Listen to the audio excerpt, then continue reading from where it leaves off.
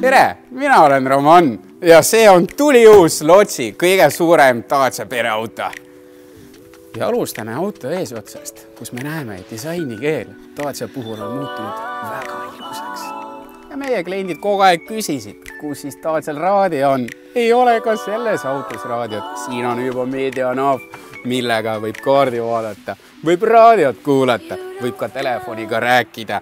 Igasugused asju võid sellega teha, kas või USB pulka sisse visata. Ja lisaks sellele, et Lotsi on lihtsalt ilus auto, ta on ka hästi suur ja mahukas nagu buss ja siin on 7 istekohta.